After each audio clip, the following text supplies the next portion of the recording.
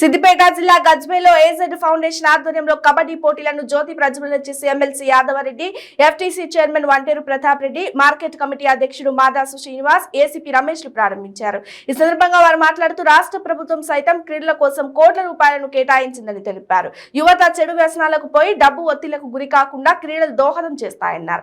ఇంత చక్కటి కబడ్డీ పోటీలను చేసిన జుబేరుని ప్రముఖులు ప్రశంసించారు.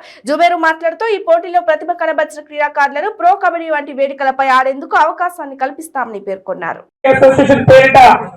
నిర్వహించి తెలంగాణ రాష్ట్రంలోని కబడ్డీని ఏర్పాటు చేసినటువంటి కబడ్డీ అసోసియేషన్ శివకుమార్ గారికి, అదేవిధంగా ఈ కార్యక్రమాన్ని నిర్వహించడానికి వచ్చినటువంటి ఆర్గనైజర్స్ వారిని వేదికపై ఆహ్వానిస్తా ఉన్నాం.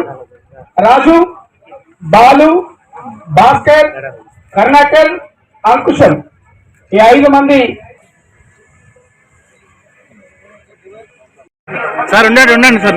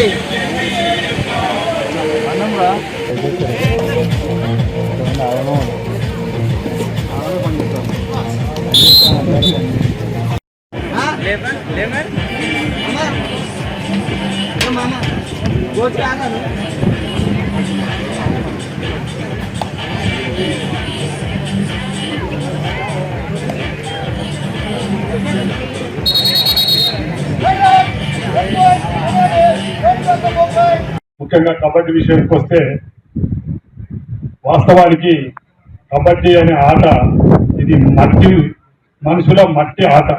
మన గ్రామీణ ప్రాంతంలో పుట్టిన ఆట ఈ రోజు ఒలింపిక్స్ లో కూడా గుర్తింపు పొంది ఈ ఆటను కూడా ఒలింపిక్స్ టోర్నమెంట్ లో దాకా కూడా తీసుకుపోయిన గొప్ప మన క్రీడా స్ఫూర్తి మన భారతదేశం. క్రీడలది, లీడర్లది, అధికారులది కూడా. అప్పటి నుంచి మొదలుకొని ఇప్పటిదాకా కూడా నాకు తెలిసినంత మటుకు ఒలింపిక్స్ లో కూడా ప్రతిసారి మన భారతదేశమే ఛాంపియన్ గా నిలిచింది. ఎందుకంటే ఈ ఆట చాలా దారిద్ర్యంతో కూడి శ్రమతో కూడిన ఆట కాబట్టి ఇది గ్రామీణ ప్రాంత యువతకు మాత్రమే అది సాధ్యమయ్యే ఆట. దానికి తోడు ఈ మధ్య కాలంలోనే ఒక 6 నెలల క్రితం అనుకుంటా సోదరుడు శివకుమారు ఎంతో మంది క్రీడాకారులను తయారు చేయడమే కాకుండా ఎక్కడ ఈ ఆట మరుగోడిపోద్దో యువతలో నిరాశ నిస్పృహలు ఎదురై ఈ దిక్కెళ్ళి మరీ వేరే దిక్కుకు పోతారన్న ఉద్దేశంతో అప్పుడప్పుడు 6 నెలలకోసారి, ఏడాదికోసారి అక్కడక్కడ టోర్నమెంట్ పెట్టడం జరుగుతుంది.